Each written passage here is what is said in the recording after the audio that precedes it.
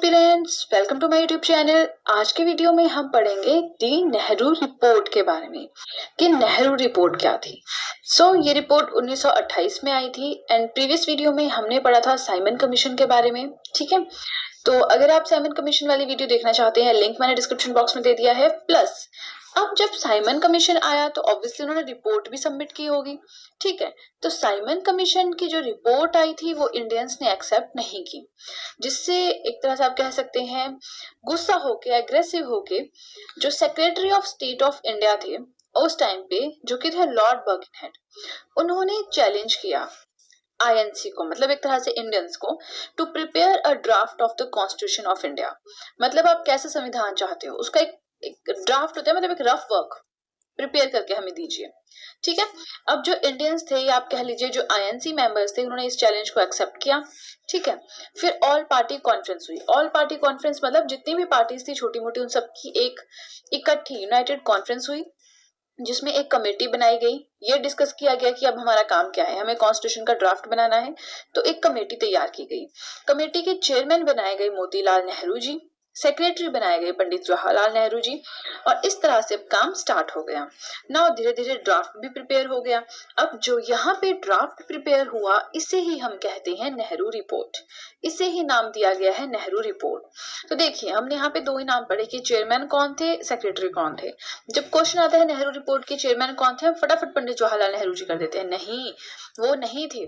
Chairman थे मोतीलाल नेहरू, पहले तो ये बात याद रखनी है। प्लस इसमें बहुत सारे मेंबर्स थे जो और भी थे, जैसे कि मंगल सिंह है, तेज बहादुर प्रभु है, सुभाष चंद्र बोस है, जीआर प्रधान है। बहुत सारे मेंबर्स, आपको बुक्स आप देखोगे काफी ज्यादा मेंबर्स के नाम मिलेंगे, बट ये दो काफी ज्यादा इंपॉर्टेंट है।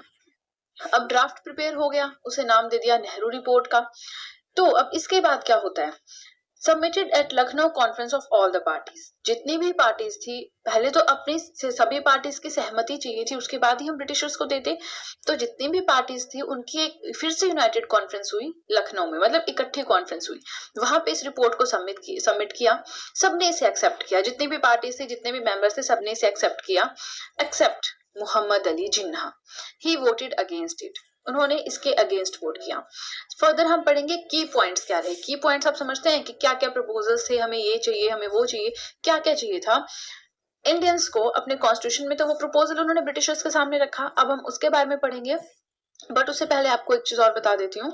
हम नेशनल मूवमेंट पढ़ रहे हैं। 1905 पार्टीशन ऑफ बंगाल के बाद जितने भी इवेंट्स हुए हैं, उन सबको मैंने through handwritten notes cover किया है अपने चैनल पे। हर एक इवेंट को एक वीडियो में कवर किया है, मतलब बहुत ही छोटी छोटी वीडियोस आपको मेरे चैनल पे मिलेंगी।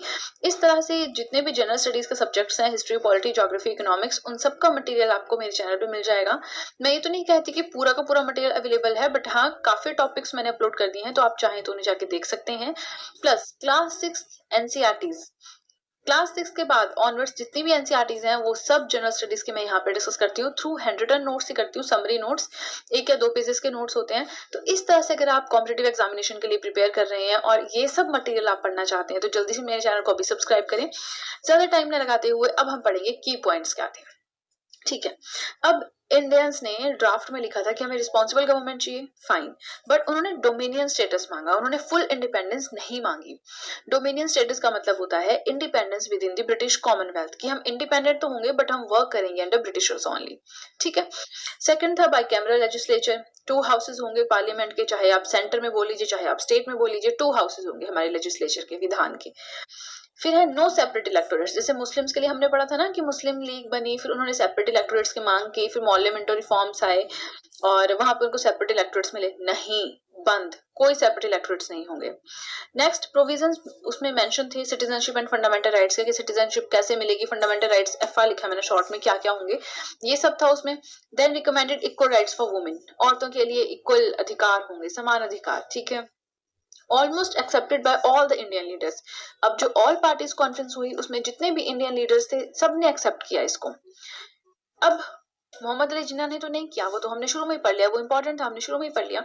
नेक्स्ट अब ये बहुत इंपॉर्टेंट पॉइंट आ जाता है यहाँ पे। पॉइंट क्या है कि आईएनसी ने अल्टीमेटम दिया ब्रिटिश गवर्नमेंट को to accept the report by 31 December 1929, मतलब 31 दिसंबर 1929 तक इस रिपोर्ट को एक्सेप्ट करो। रिपोर्ट कब आई थी? 1928 में आई थी। अल्टीमेटम दिया कि 1929 तक इसको एक्सेप्ट करो, अदरवाइज बहुत बड़ा मास मूवमेंट होगा, आप फिर टॉलरेट नहीं कर पाओगे। ब्रिटिश सरकार आपको क्या लगता है डरी होगी इससे? नहीं, रिपोर्ट नॉट एक्सेप्टेड, रिपोर्ट को एक्सेप्ट फिर भी नहीं किया गया, इतनी धमकियों के बाद भी नहीं किया गया। अब देखिए जो नेहरू रिपोर्ट है काफी ज्यादा मेमोरेबल ये मानी जाती है। मेमोरेबल क्यों मानी जाती है? Because it is considered as the first major Indian effort to draft a constitutional framework for India. पहली बार ऐसा हुआ कि जो इंडियंस थे उन्होंने अपना कॉन्स्टिट्यूशन बनाने के लिए काम किया। इंडियंस ने पहली बार इतना बड़ा एफर्ट दिखाया, इन्होंने अपने संविधान के लिए एक फ्रेमवर्क तक तैयार किया। तो अब यहाँ पे एक और इम्पोर्टेंट चीज है जो डिस्कस करने वाली है। जो नेहरू रिपोर्ट है इसे लखनऊ पैक्ट का रिवर्सल कहा जाता है, उल्टा कहा जाता है। अब देखिए जब नेहरू रिपोर्ट सबमिट की गई तो उसमें क्या रिकमेंडेशन थी? उसमें था कि जो मुस्लिम्स हैं उनके लिए सीट्स रिजर्व होंगी उन एरियाज में जहां पे वो माइनॉरिटी में है, जहां पे वो कम है, और जहां वो मेजोरिटी में है वहां वो प्रॉपर इलेक्शंस लड़ें और सीट हासिल करें। मतलब सेपरेट इलेक्टोरेट्स का पूरा पंगा इन्होंने बंद कर दिया। नाउ रिपोर्ट ने प्रपोज किया कि सेपरेट इलेक्टोरेट्स को बंद करें, यही हम पढ़ रहे हैं, ठीक है।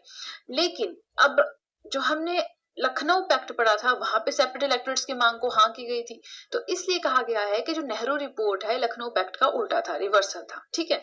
तो आज की वीडियो के लिए इतना ही। नेहरू रिपोर्ट हमने अच्छे से पढ़ ली है। आपको कोई भी डाउट है आपको पता है क्या करना है, कमेंट सेक्शन में ड्रॉप कीजिए कमेंट। फीडबैक के ऊपर फिर मैं जरूर एक वीडियो बनाऊंगी अगर मुझे लगता है कि कोई पॉइंट छूट गया है। एंड आज के लिए सिर्फ इतना ही। नेक्स्ट वीडियो में हम नेक्स्ट इवेंट डिस्कस करेंगे। एंड आई होप आपको वीडियो अच्छी लगी है। अगर आपको वीडियो अच्छी लगी है तो आपको ये तो पता ही है करना क्या है, आपको जल्दी से कर देना है चैनल को सब्सक्राइब, सो दैट मैं जैसे कोई वीडियो अपलोड करूं आप तक एकदम से नोटिफिकेशन पहुंच जाए। वीडियो को लाइक करिए, वीडियो का लिंक शेयर करें अपने फ्रेंड्स के साथ। And that's it guys, see you soon.